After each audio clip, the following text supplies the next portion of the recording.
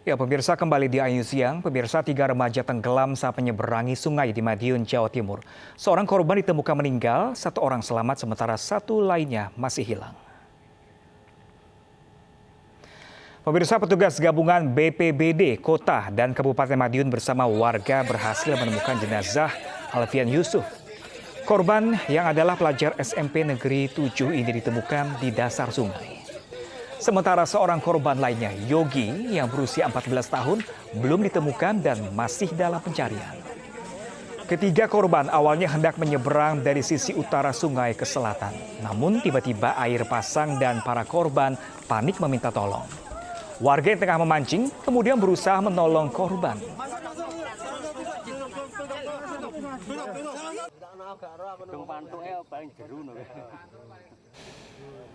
Sementara itu, pemirsa, banjir menerjang Tanah Toraja, Sulawesi Selatan dan merendam permukiman warga. Sejumlah warga mengungsi karena khawatir akan adanya banjir susulan. Hujan deras yang terjadi sejak Sabtu sore hingga malam hari membuat sejumlah lokasi di kota Makale, Tanah Toraja, Sulawesi Selatan banjir mencapai sekitar 1 meter. Akibatnya puluhan rumah warga terendam sehingga mereka harus mengungsi. Intensitas hujan yang tinggi membuat warga khawatir akan banjir susulan. Sementara itu, warga yang rumahnya tidak terendam sibuk membersihkan material lumpur yang terbawa oleh banjir.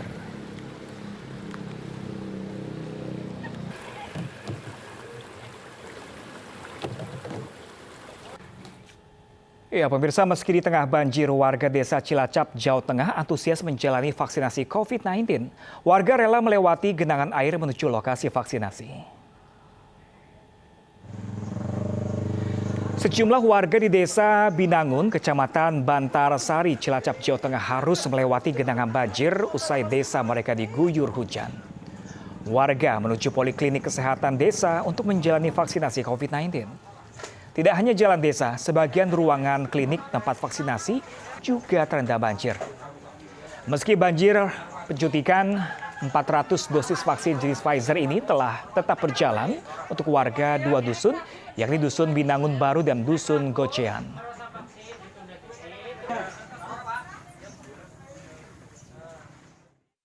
Pemirsa, banjir bandang menerjang dan merusak bangunan di SMA Negeri 1 Lembang, Kabupaten Bandung Barat, Jawa Barat.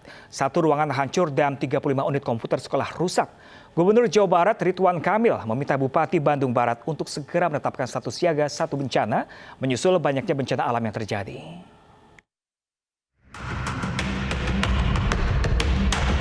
Rekaman CCTV di SMA Negeri 1 Lembang memperlihatkan detik-detik banjir bandang menerjang bangunan sekolah. Air disertai lumpur ini menerjang ruang laboratorium komputer sekolah yang mengakibatkan bangunan dan 35 unit komputer rusak parah. Gubernur Jawa Barat Ridwan Kamil saat meninjau bangunan sekolah yang rusak meminta Bupati Bandung Barat segera menetapkan status siaga 1 bencana sebagai bentuk kewaspadaan terhadap bencana alam. Nah, apalagi Lembang ya sebagai tempat wisata harusnya citranya adalah citra yang baik dari sisi ekonomi, lingkungan dan seterusnya. Dan untuk khusus ke sini karena ada berita SMA kena banjir, ada belasan komputer kena ya. Nanti kita cari solusi untuk mengganti secepatnya. Mengantisipasi dampak bencana, Ridwan Kamil juga telah memerintahkan BPBD untuk lebih waspada dan rutin melakukan patroli saat hujan dengan intensitas tinggi. Dari Kabupaten Bandung Barat, Jawa Barat, Yuwono Ainus melaporkan. Kita beralih ke informasi lainnya, pemirsa. Petugas gabungan lakukan razia ke Pasar Senen, Jakarta Pusat. Hasilnya, petugas menemukan puluhan obat kedaluarsa dan tidak layak konsumsi.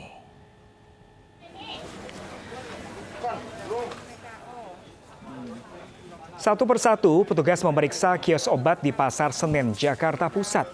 Petugas menemukan sejumlah obat kedaluarsa dan tidak layak konsumsi. Petugas pun langsung membawa obat-obatan tersebut untuk dimusnahkan. Sidak akan dilanjutkan ke pasar-pasar lainnya untuk memberikan edukasi kepada penjual, menyediakan obat dan makanan yang aman untuk dikonsumsi.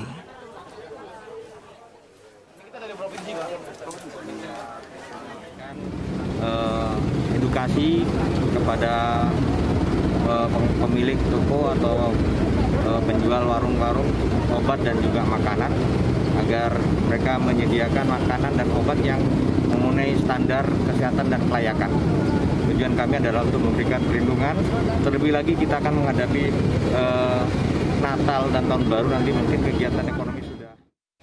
Ya, pemirsa, pernahkah Anda mengalami penyakit ringan tapi tidak kunjung sembuh padahal sudah minum obat, dan atau pernahkah penyakit Anda malah semakin parah setelah mengonsumsi obat yang dibeli? Nah, kita harus waspada pemirsa, karena bisa saja obat yang dikonsumsi adalah obat kedaluarsa atau palsu. Nah, untuk membahas lebih dalam lagi, sudah bersama kami dengan Ibu Eza Rieni, selaku apoteker pelayanan kefarmasian. Halo, selamat siang Ibu Eza. Halo, selamat siang. Nah, Ibu Eza, berangkat dari informasi tadi banyaknya penjual atau toko yang menjual obat-obatan kedaluarsa ataupun palsu. Bagaimana sih kita sebagai orang awam membedakan? Nah, infonya tadi Ibu Eza punya ya contoh obat yang mungkin bisa diberikan kepada kami, seperti apa sih contohnya? Ada nih, bisa nih dengan cara nih ya. Kalau cek obat kadaluarsa itu simpel, dari kemasannya juga bisa. Ini mungkin bisa dilihat. Kalau kemasannya yang sudah kadaluarsa itu kemungkinan besar itu kemasannya lusuh. Jadi tidak layak, seperti kelihatannya tidak layak kayak gitu.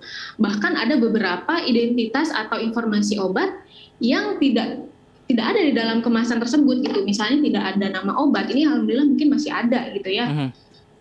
Tapi ada beberapa yang tidak ada. Itu dalam segi kemasannya. Bisa dicek juga kesegelannya. Cek segelnya apakah ada atau tidak gitu, sama dengan yang asli atau tidak, kayak gitu. Itu dari segi kemasannya ya. Lalu kalau misalnya untuk dari segi isi nih ya, ini saya membawa contoh yang kapsul. Ini bisa dilihat kapsulnya itu tidak sempurna ya, tidak utuh gitu, masih penyok-penyok ya bentuknya. Penyok-penyok, iya, itu ciri-ciri obat yang kadaluarsa. Atau bahkan di dalam kapsul ini kan sebenarnya ada serbuknya ya, itu udah mulai menyatu sama si kapsulnya ini. Itu untuk ciri-cirinya. Jadi penting banget nih buat bisa cek kadaluarsa dari kemasannya aja, sebenarnya bisa. Kita harus cek tanggal kadaluarsa itu.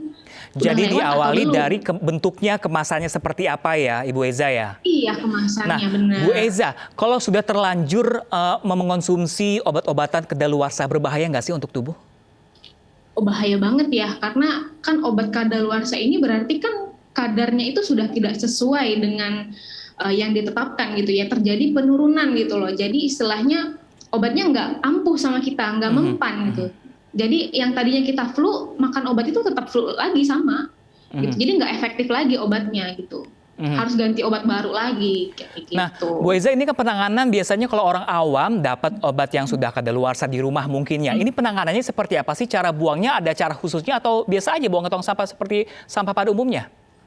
Oh, kalau misalnya untuk pembuangan nih, ini memang agak sedikit perhatian khusus. Kenapa gitu ya? Karena kan sekarang banyak banget gitu ya oknum-oknum yang nggak bertanggung jawab, obat kadaluarsanya atau obat yang nggak pakainya itu digunakan kembali gitu ya. Jadi penting kita tuh membuangnya tuh harus benar-benar perhatiin benar-benar gitu.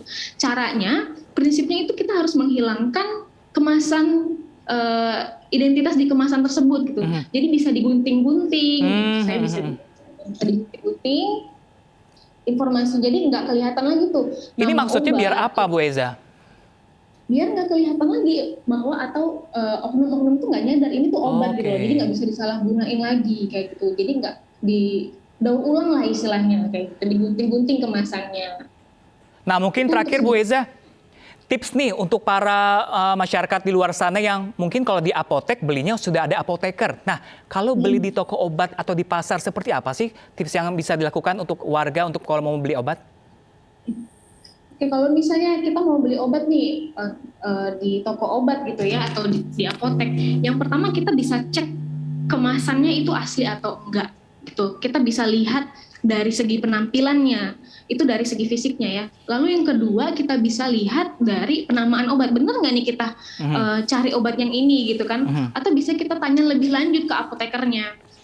Obatnya ini efektivitasnya gimana, atau obatnya ini benar atau enggak, cocok nggak sama saya gitu. Jadi memang lebih kita harus ngegali lagi gitu. Oke, gitu. Baik. Terima kasih banyak Ibu Eza telah berbagi informasi bersama kami, juga ini sebagai informasi juga untuk pemirsa agar lebih waspada untuk membeli obat. Terima kasih banyak Bu Eza. Ya pemirsa, wisata Bali kembali menggeliat. Area Garuda Wisnu Kencana di Badung, Bali tawarkan keseruan baru. Seperti apa? Simak informasi selengkapnya sesaat lagi pemirsa. Tetaplah bersama kami.